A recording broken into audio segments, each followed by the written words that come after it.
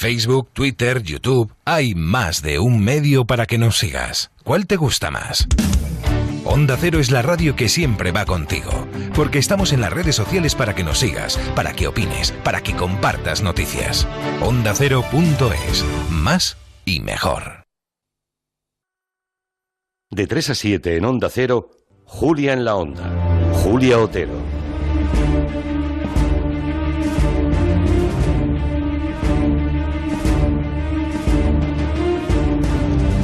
Este año en el que estamos, en el 2019, se celebran 500 años, 5 siglos, de un acontecimiento crucial. La primera vuelta al mundo. Una hazaña que tuvo autores españoles. Arrancó el viaje Fernando de Magallanes, lo terminó Juan Sebastián Elcano. Ahora hay un documental que se llama Rumbo a las Molucas, que recuerda aquella historia. Hablamos con su autor, con Juan Jesús Diánez. ¿Qué tal, Juan Jesús? Buenas tardes. Hola, muy buenas tardes. Bueno, lo han patrocinado un montón de organismos oficiales, ¿no? La Diputación de Cádiz, Ayuntamiento de Sevilla y Sanlúcar, la Armada Española, el Archivo General de Indias, en fin, la Fundación Casa Medina Sidonia. Está bien que tanta gente se haya involucrado en este documental, ¿no? Así es, hemos contado con la colaboración de muchas entidades que tienen cabida en este quinto centenario, y creo que bueno, que por fin se está empezando a dar bombo, por decirlo de alguna manera, a esta efeméride, y que bueno, que Sevilla, Sanlúcar y en sí España pues fueron los protagonistas de una hazaña comparable a la llegada del hombre a la luna. Pues sí, o el descubrimiento de América. Incluso, o el descubrimiento, ¿no?, de América, así es. Es que yo tengo yo me recuerdo diciendo esto que voy a decir ahora varias veces con otras tantas historias, pero creo que es verdad. Si esto lo hubieran hecho los americanos, que no puede ser porque estaban allí, ¿verdad? Pero bueno, no, pero si sí, una hazaña de este tipo la hiciera, según qué país, la hubieran llevado al cine de una forma épica, apoteósica, y en cambio esa hazaña, oigan, la primera vuelta al mundo, la desconocemos mucho todavía, incluso en España, ¿no? ¿Por qué nos pasa eso? Totalmente.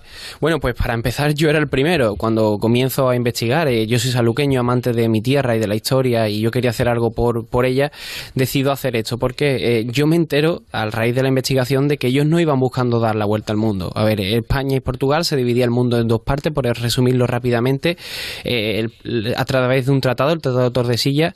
España tenía el oeste y la parte este del mundo era portuguesa. Por lo tanto, Magallanes quiere hacer una expedición que llegue hasta la parte oeste, es decir, la parte española del Tratado de Tordesillas, que se encuentra en el Océano Pacífico, donde se encuentran las Islas Molucas. ¿Qué son las Islas Molucas? Pues las Islas de las Especias.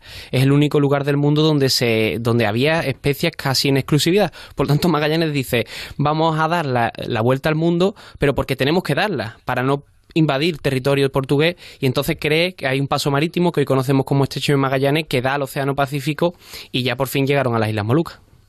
Rumbo a Molucas, de ahí el nombre de este documental que ha hecho Juan Jesús Diánez. Hablemos un poco de Fernando de Magallanes y de Juan Sebastián Elcano. Creo que también hay que reivindicar esas figuras. ¿Quiénes fueron? Bueno, pues Fernando de Magallanes, portugués. Él intenta en primer lugar hacer esta expedición en Portugal, se lo comenta a su rey, pero la rechaza, y es entonces cuando se viene a España, se lo comenta a Carlos V, y es quien financia y consigue por fin hacer esta expedición. Y Elcano, bueno, Magallanes en sí es el que da comienzo y el que toma la partida de la expedición, pero quien la finaliza es Elcano. ¿Por qué? Porque Magallanes muere en la isla de Mactán ante un enfrentamiento con los indígenas, concretamente con la tribu de Lapu-Lapu, y es allí donde Magallanes muere, y es Elcano entonces el que toma la rienda de la expedición y es el que la completa. Y entonces murió y lo dejaron allí. ¿Qué se sabe del final de Magallanes? Magallanes, de cómo murió, de qué hicieron con sus restos. Magallanes se sabe que una flecha, los indígenas toman, ven como lo que llevan ellos de protección, ven que están muy bien protegidos de cintura para arriba, pero las piernas no la tienen. Entonces una flecha envenenada atraviesa la pierna de Fernando de Magallanes, y es así como muere. No. Claro, tanto Sevilla como Sanlúcar de Barrameda son el epicentro de esa expedición, ¿no? ¿Hay rastros en esas ciudades de aquella aventura maravillosa? Muchísimo, porque tenemos que tener en cuenta que España en el siglo XVI era el centro del mundo, concretamente Sevilla y Sanlúcar. Claro, Sevilla sobre todo era Sevilla. El centro, claro. El centro del centro era una ciudad mucho más importante incluso que Roma y Londres. Entonces, Sevilla, ¿dónde se fragua la expedición? Si la logística de Sevilla, la expedición no hubiera sido posible. Sí es cierto que la expedición finalmente parte de Sanlúcar, así lo testifica Antonio de Pigafetta, que es el cronista que va a bordo de la expedición, porque Sanlúcar es el puerto marítimo de Sevilla. Por lo tanto, Sevilla y Sanlúcar tiene mucho del quinto centenario, muchísimos monumentos, y entre ellos, bueno, actualmente la Casa de la Contratación está reformada y tal, pero sí que hay una Plaza de la Contratación, que la Casa de la Contratación es donde se fraguó toda la expedición, donde se financia, y eso está ahí en Sevilla y se puede ver y disfrutar, y en Sanlúcar también tenemos muchísimos monumentos. Oye, ¿tenemos idea de cuánto dinero costó? No sé cómo trasladarlo a hoy, ¿no? Pero para hacernos, no sé si has hecho tú los cálculos para que sean comprensibles con las proporciones que hoy damos al dinero o no.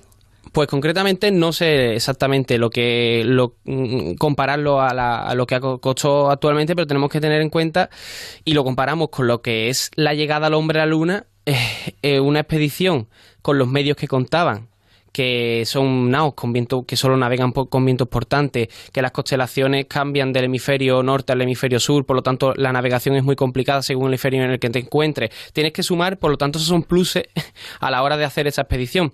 Pero sí que hay un dato, que cuando ellos salen 5 naos realmente desde Sanlúcar, con más de 250 marineros, solo vuelven 18 en la nao Victoria, pues con solo lo que se trajo en la nao Victoria, es decir, las especias que solo vinieron en las bodegas de la nao Victoria, se pudo pagar con creces la expedición y además sacar muchísimo dinero. ¡Qué barbaridad! Sí. Y eso estaba solamente en las Molucas, ¿no? O sea, era el principal productor de especies en el mundo en el siglo XVI. Pero ¿por qué eran tan importantes las especies? Hay que recordar a los oyentes que, vamos, tengo entendido que se cotizaban incluso por encima del oro algunas. Así es, más que el propio oro. Bueno, pues la canela, el clavo de olor, especias que tenemos aquí en cualquier lugar que podemos encontrar de manera muy fácil. Simplemente, lo más sencillo, podían cambiar el sabor de una carne putrefacta, por ejemplo. Eran ricas en vitamina C, cosa que ellos tampoco sabían, porque ellos a la huerta iban muriendo de escorbuto y en sus propias bodegas llevaban la cura. Es decir, muchas de las especies eran ricas en vitamina C. Por lo tanto, son auténticos manjares que ya en el siglo XVI comenzaron ellos a darse cuenta de que tenían que ir a por las especias sí o sí. ¿Y luego las vendieron solamente en España, digamos, en la corte, o también fuera de España? Bueno, las especias se comenzaron a comercializar por toda Europa, porque España, como hemos dicho, era el centro, y bueno, a través de la Casa Medina Sidonia, que concretamente en Sanlúcar se puede todavía ver cómo era la tienda de especias del duque, era arquitectónicamente espectacular lo que se construye a raíz de las especias. Esas especias es un comercio que comienza en toda Europa y se extiende por todo el mundo. Como decía hace un momento Juan Jesús Diánez, claro, es que Sevilla era entonces el centro de Europa, ¿no? Porque entraban todas las riquezas que llegaban a Europa de las Américas o de otros lugares, llegaban a través de Sevilla, ¿no? Había más población en Sevilla en el siglo XVI que la que hay en París, que la que había en París, la que había en Nápoles, la que había en Venecia, ¿no? Y de eso tampoco hace tanto, ¿no? En realidad de todo hace muy poquito. Y además que el siglo XVI era la época de esplendor. Si nos fijamos, cuando vayamos a cualquier lugar, a cualquier ciudad de España, si nos fijamos, la mayoría de sus monumentos son del siglo XVI. Es decir, tenemos que tener en cuenta los españoles a qué nivel estamos hablando de una expedición, y además del siglo XVI, el comercio que hubo con América, los españoles, el protagonismo que tuvimos. Uh-huh. Oye, ¿y las Islas Molucas hoy? No sé si has ido a conocerlas para hacer el documental. Bueno, no hemos ido a conocerla, sí que hemos tenido mucha vinculación con la Armada Española, y sí que hablaba el otro día precisamente con el capitán de fragata Vicente Sánchez, que sí que ha estado con el Juan Sebastián Elcano, y actualmente pues... ¿Qué hacen? ¿Qué es? Pues, ¿Dónde?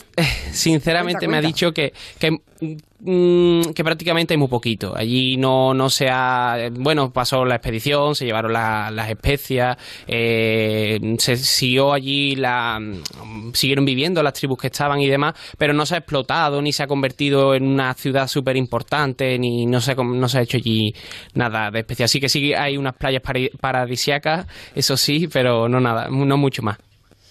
Oye, ¿y tuvieron relación con las personas nativas de esos lugares por los que fue la expedición española, Magallanes y luego Elcano, o no? Sí, muchísima. Además, tenemos, bueno, Magallanes muere a través por la tribu de Lapulapu, como he dicho, en la isla de Mactán, pero... O sea, en otras partes le recibieron consuelo, exactamente. Vamos, eso está claro, pero en otros sitios establecerían relación. En otros sitios sí. Por ejemplo, una de las naos necesita unos arreglos y uno de los reyes de allí, de una de las tribus de allí, le ofrece 225 carpinteros para arreglarla. Además, cuando se fue Elcano, que intentó seguir dando la vuelta al mundo, es decir, no volvió por donde vino, sino quiso seguir dando la vuelta al mundo, cuando se fueron, las tribus lloraban y la relación fue espectacular, muy buena. Por cierto, hablabas de las naos. Eran 5, ¿no? Con las que partió Magallanes. ¿Sí? Eran 5 naves, 5 naos y creo que 230 y tantos marinos, ¿no? Sí, la cifra baila según los historiadores y demás, en torno a 230, 250. Así que es exacta la de la vuelta, que fueron 18 solo los que volvieron. Pero sí, fueron 5 naos, la Trinidad, la Santiago, la San Antonio, la Victoria, y solo pues volvió la Victoria. Cada una tuvo... O sea, ¿qué pasó con las otras 4 naves? Bueno, pues la Trinidad intentó volver, alguna desertó, cada una pues tuvo un fin y un final que bueno, que no era el esperado. Y desde luego, hombres volvieron solo 18. Solo 18. De 200 y mucho pico, solo 18 volvieron. Solo 18. Y volvieron, atención, 3 años más tarde de esa expedición. 3 años. Además, hay que tener en cuenta que ellos, por ejemplo, tenían... yo siempre digo que tenemos que trasladar al siglo XVI. No tenemos GPS. Tenemos unos mapas, pero claro, no sabemos de forma empírica, no hemos comprobado de manera empírica que la Tierra es redonda. Por lo tanto, estos marineros, y en este caso Antonio Pigafetta, que también es el cronista y llevaba un poco también todo... era uno de los que iban en las naos, pues intentan llegar hasta las Islas Molucas, pero sin saber realmente las dimensiones. Cuando ellos entran en el Océano Pacífico, las dimensiones superaban con creces los que ellos tenían previsto. Por lo tanto, fue muy, pero que muy complicado. Pero ellos sabían dónde iban, ¿no? Ellos querían ir a las Molucas, ¿o no? Sí, ellos lo tenían claro, que ellos querían ir a las Molucas, que sabían que sí que había... Que los mapas que tenían ya situaban las Molucas. Situaban las Molucas, pero se creía que estaba la parte española del Tratado de Tordesillas, porque como hemos dicho, no se había dado la vuelta todavía al mundo. Entonces, más o menos, por la ruta del este de Portugal, se sabía que podía estar la parte española del Tratado de Tordesillas, como así fue. Pero no había ciencia cierta en qué situación concreta se encontraba. Pero vamos, que salieron hacia el oeste, pero llegaron por el este. Claro. Ellos, claro. Bueno, sí, claro, ellos intentaron dar la vuelta al mundo sin coger directamente, pegándonos a lo que es la costa de África y demás. De hecho, en la isla en Cabo Verde, ellos tuvieron allí una parada y demás. Y la verdad es que, como hemos dicho, ellos intentaron volver por el este y así llegaron hasta que en Tenerife hacen escala, de hecho. Ya, claro. Pero es que ellos no sabían en realidad lo que estaban haciendo, claro.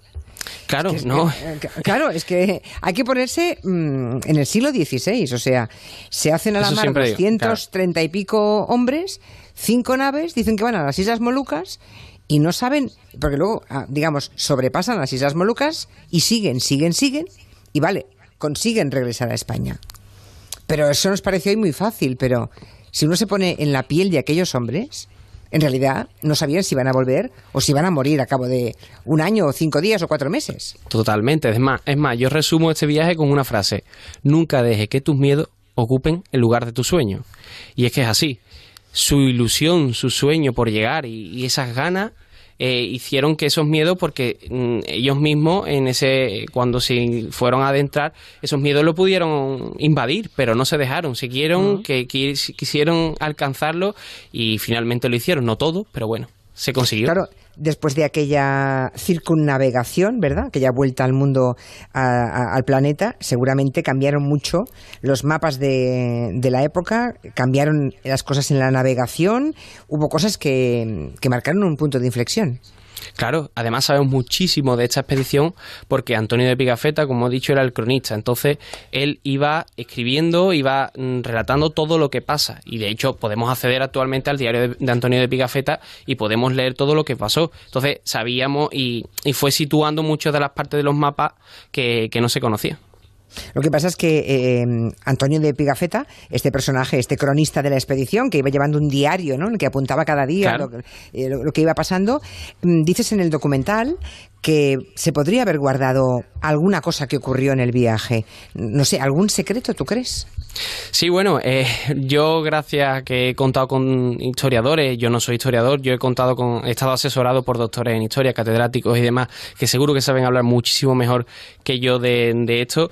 Ellos comentaban que Pigafetta puede que se haya guardado algo. De hecho, se especula de que realmente Magallanes no muere en la expedición por la tribu de Lapu-Lapu, sino que hay un enfrentamiento con sus propios marineros, porque tenemos que recordar que Magallanes es portugués y traiciona a su rey. Entonces, ya el hecho de no ser español, ya parece que había un mal rollo, por decirlo de alguna manera, en la expedición, y dicen que eso provocó que Magallanes muriera. Pero bueno, son especulaciones. Bueno, o a lo mejor se encontró con alguna indígena en alguna de las islas, en alguna de las escalas. Y los que volvieron no se vieron capaces de contarle a la señora Magallanes que don Fernando no iba a volver porque había encontrado mejor compañía. Digo yo, no lo sé, claro. Bueno, son secretos que podemos teorizar, ¿no? Así es. Bueno, a todo esto, la única nave que volvió, la nao Victoria, aún existe. Claro, una réplica, eso sí, pero gracias a la Fundación Nao Victoria, pues se puede visitar. De hecho, en el documental aparece la Nao Victoria, aparecen miembros de la Fundación Nao Victoria hablando y bueno, la verdad que... ¿Y es una réplica y la auténtica?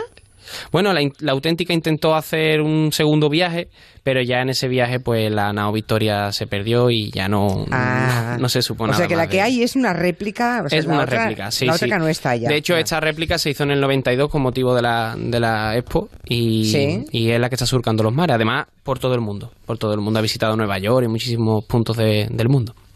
¿Ah, sí? Viaja pero... Sí, es una fundación... ¿A vela como las de la época? Bueno, ellos tienen motor y sí, pero la nao funciona perfectamente, como es tal como funcionaba en el siglo XVI, la nao funciona con sus velas, de hecho se han grabado grandes producciones en ella y funciona tal como funcionaba en el siglo XVI, pero claro, actualizada con un motor que si, por ejemplo, cuando vino a Sanlúcar y subió a Sevilla, pues para mejorar y ser más práctico, pues puso su motor y subió hasta Sevilla a motor, porque claro, son velas que solo navegan con vientos portantes, por lo tanto, solo si le viene el viento de popa, mientras no le venga de popa, ¿qué hacen? Están parados, entonces están actualizados. Dice aquí un oyente que lo que también hizo Magallanes fue evitar el terrible Cabo de Hornos por el paso de Draque y por eso le llamamos Canal de Magallanes. Claro. Eso dicen. Bueno, otros oyentes preguntan, ¿dónde podemos ver este documental de Rumbo a las Molucas? Bueno, pues tenemos la suerte de que lo podemos ver en YouTube. Ya el documental... ¿Ah, sí? ¿Ya se puede? Sí. Vale. Se puede ver por YouTube, solo simplemente entrando en documental Rumbo a las Molucas, le va a aparecer de los primeros, y eso, que es un documental que han participado 18 personas, además, al igual que los 18 marineros que volvieron a Sanlúcar un 6 de septiembre, todo tiene un significado en este documental. Hombre, está bien. Y todo, pues aparecen, pues, como hemos dicho, el vicealmirante, el actual jefe de la base naval de Rota, Enrique Torres Piñeiro, doctores en historia, catedráticos de la Universidad de Sevilla, Archivo General de India, hemos grabado la base naval de Rota, muchísimos puntos de Sevilla, de Sanlúcar, y que animo porque además es muy dinámico y se aprende mucho, además engancha. Muy bien, pues ya lo saben, si hemos despertado la curiosidad en algún oyente por esta historia tan desconocida en España y sin embargo tan épica, ese viaje de Fernando de Magallanes que luego terminó Juan Sebastián Elcano, que volvieron 3 años después, apenas unos pocos hombres, rumbo a las Molucas, pueden verlo en YouTube. Juan Jesús, gracias por venirte a la radio. Muchas gracias a vosotros. Un abrazo, hasta pronto. Gracias.